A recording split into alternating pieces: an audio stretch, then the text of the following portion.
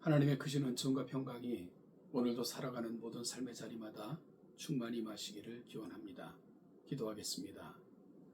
하나님 아버지, 예배로 시작했던 한 주를 또 마무리하는 날입니다.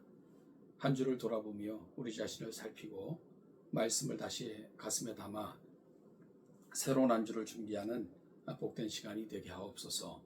말씀을 통해 점검받게 하시고 말씀으로 다시금 결단하게 하시고 말씀 속에서 하나님의 뜻을 깨닫는 복된 이 아침이 되게 하옵소서. 감사드리며 예수님의 이름으로 기도하옵나이다. 아멘. 오늘 보실 하나님의 말씀은 역대상 23장 1절 말씀부터 32절, 좀 긴 본문입니다. 하나님의 말씀을 같이 읽어 나가겠습니다. 다윗이 나이가 많아 늙음에 아들 솔로몬을 이스라엘 왕으로 삼고 이스라엘 모든 방백과 제사장과 레위 사람을 모았더라. 레위 사람은 30세 이상으로 계수하니 모든 남자의 수가 38,000명인데 그 중에 24,000명은 여호와의 성전의 일을 보살피는 자여 6,000명은 관원과 재판장이요 4,000명은 문지기요 4,000명은 그가 여호와께 찬송을 드리기 위하여 만든 악기로 찬송하는 자들이라. 다윗이 레위 아들들과 게르손과 그핫과 무라리에 따라 각 반으로 나뉘었더라. 게르손 자손은 라반과 시므이라.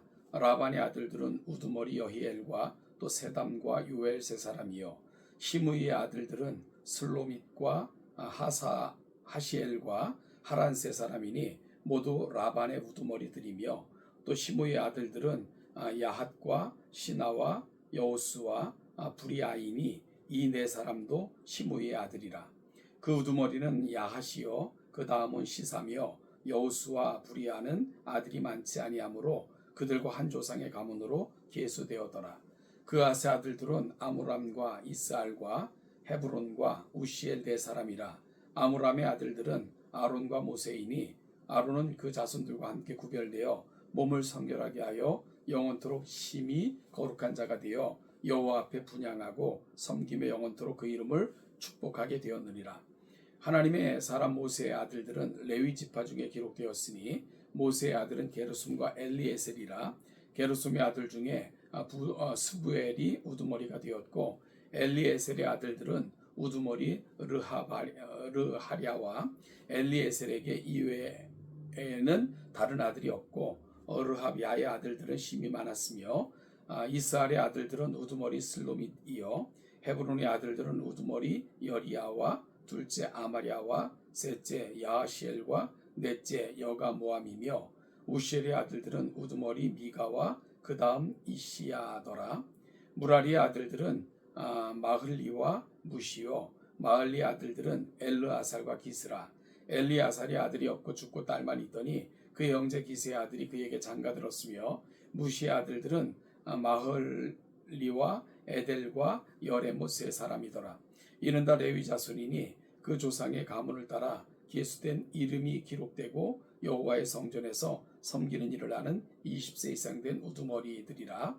다윗이 이르기를 이스라엘 하나님 여호와께서 평강을 그의 백성에게 주시고 예루살렘에 영원히 거하시나니 레위 사람이 다시는 성막과 그 가운데에서 쓰는 모든 기구를 맬 필요가 없다 한지라.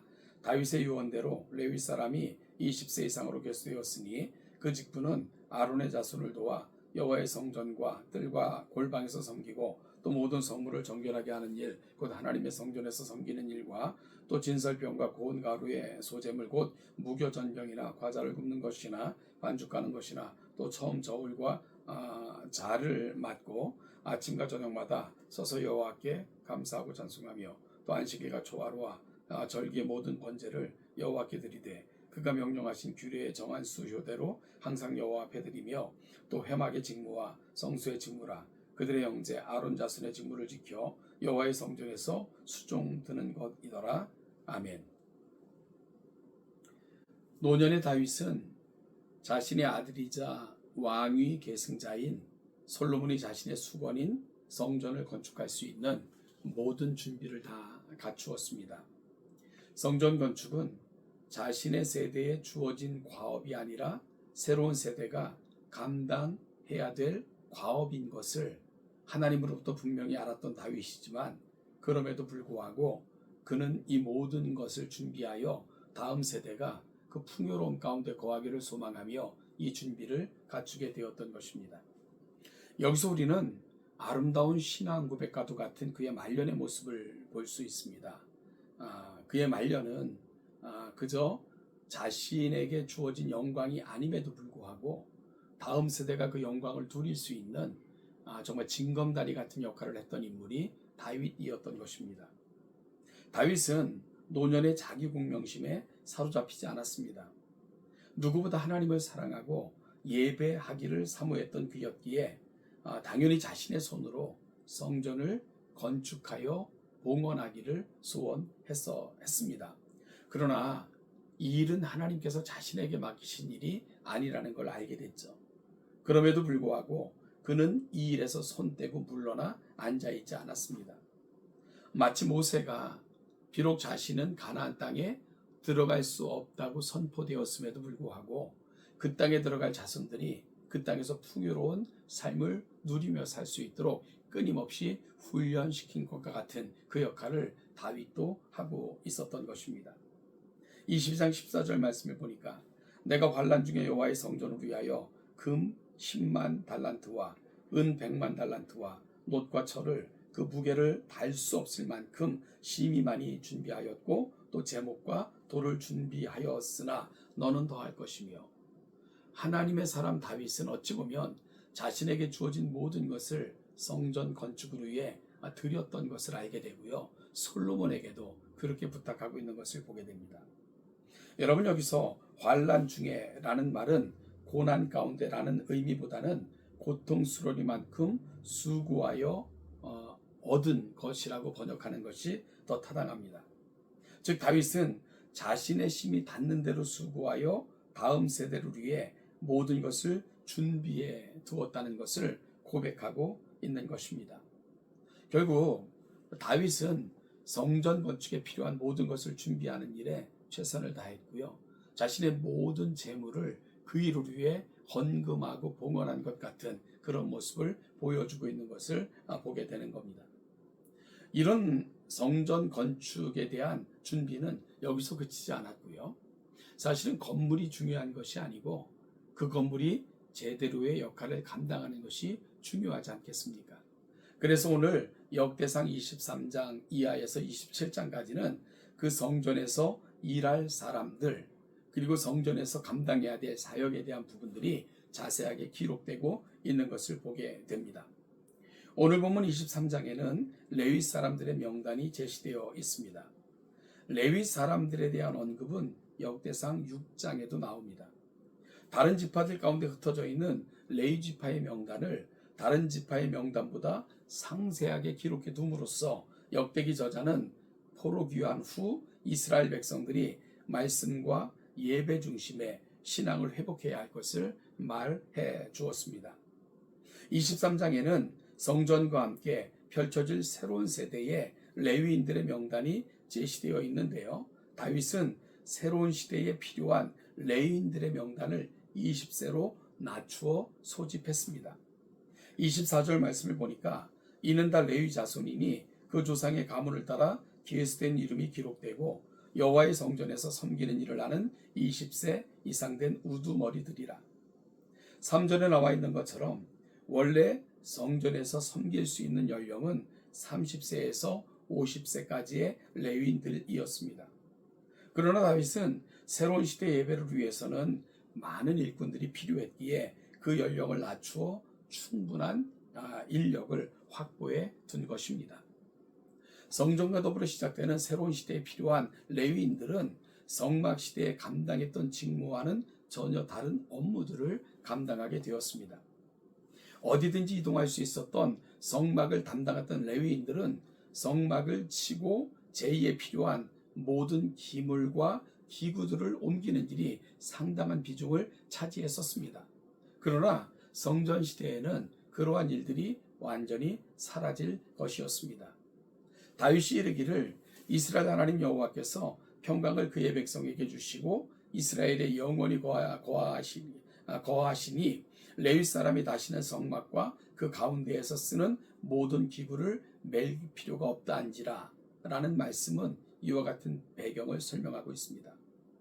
그럼에도 본문에서는 매우 중요한 사실을 우리에게 전해주고 있습니다. 아므람의 아들들은 아론과 모세니 아론은 그 자손들과 함께 구별되어 몸을 성결하게 하여 영원토록 심히 거룩한 자가 되어 여호와 앞에 분향하고 섬기며 영원토록 그 이름으로 축복하게 되었느니라. 여러분, 시대가 바뀌고 사람이 바뀌고 또한 제의의 패러다임까지 완전히 바뀌었지만 레위인들의 본질적인 직무는 바뀌지 않았음을 보여줍니다. 레위인, 특히 아론 계론의 레위인들은 제사장의 직무를 감당했는데 제사장은 하나님과 백성 사이에 중보자와 같은 역할을 수행했습니다. 중보자 역할을 수행하기 위해 그들에게 필요했던 것이 뭘까요? 하나님 앞에 먼저 성결해지는 것입니다. 하나님 앞에 화목제물을 드리며 백성들을 위해 속지 않은 일을 해야 됐기에 그 일을 행하기에 앞서 자신의 성결이 확보되어야 했던 것입니다. 이러한 그들이 또한 백성들을 위해 축복하는 것은 너무나도 당연한 일이었습니다. 예수님 이후 인간 제사장의 직무는 철폐되었고요. 예수님께서 친히 대제사장이 되셔서 그 모든 직무를 완성하셨습니다. 그리고 예수님께서 완성하신 제사장의 직무는 예수 그리스도를 믿는 믿음 안에서 우리 그리스도인 모두의 사명이 되었습니다. 그래서 베드로 사도는 우리를 가리켜 왕 같은 제사장이라고 불렀습니다. 시대가 변하고 예배 형식이 바뀌어도 하나님께서 구별하여 불러내신 사람들의 역할은 바뀌지 않습니다. 아니, 바뀌어서는 안 됩니다. 이 시대를 사는 우리 그리스도인들 역시 그 옛날 모세의 시대를 살았던 아론과 그의 자녀들처럼, 그리고 솔로몬의 시대에 성전에서 섬겼던 제사장들처럼 스스로를 성결하게 하여 하나님 앞에서 이 세상을 섬기는 중보자 역할을 감당해야 됩니다. 이것이 왕 같은 제사장으로 부름받은 우리가 반드시 해내어야 되는 일입니다. 사랑하는 성도 여러분, 그렇다면 우리가 우리의 다음 세대들에게 물려주어야 하는 것이 무엇이겠습니까? 다윗은 자신이 고통스러울 만큼 많은 수고를 통해 성전 시대를 준비했고요. 자신의 아들 솔로몬과 그의 백성들이 그 시대를 활짝 열 수 있고 은혜를 누릴 수 있는 세대로 세워져 갈 수 있는 모든 준비를 완료했습니다. 그는 또한 새로운 시대에 맞는 사람들을 미리 세워 두었습니다. 이 모든 준비는 하나님께 예배하기 위함이고 하나님의 영광이 드러나기를 소망함이며 또한 그 은혜 가운데 살기를, 내 자녀들이 살기를 바라는 한결같은 마음 때문이었습니다. 레위인들은 이스라엘이 참된 하나님의 백성이 되어 하나님을 예배할 수 있도록 그들을 돕는 사람들이었습니다. 여러분, 하나님 앞에서 영원한 본질을 굳게 잡은 다윗이었기에 자신에게 주어진 역할이 무엇이든지 간에 그 역할에 최선을 다했고요. 하나님은 그의 이름을 오는 모든 세대에 드러내시고 하나님을 사랑하는 이름의 대명사로 사용하신 것입니다. 그래서 역대하 8장 14절로 가면 이런 기록을 읽을 수 있습니다. 솔로몬이 또 그의 아버지 다윗의 규례를 따라 제사장들의 반열을 정하여 섬기게 하고 레위 사람들에게도 그 직분을 맡겨 매일의 일과대로 찬송하며 제사장들 앞에서 수종 들게 하며 또 문지기들에게 그 반열을 따라 강문을 지키게 하였으니 이는 하나님의 사람 다윗이 전에 이렇게 명령하였습니다. 다윗의 아름다운 소원은 솔로몬을 통해서 계승되고 있음을 우리가 보게 되죠. 그렇다면 오늘 우리가 가야 될 자리가 뭘까요? 우리 역시 왕같은 제사장으로 부름받은 사람들입니다. 사랑하는 여러분, 오늘 우리에게 맡겨진 자리에서 우리에게 맡겨진 사명에 최선을 다해 감당함으로 하나님의 영광을 이 땅에 선포하고요.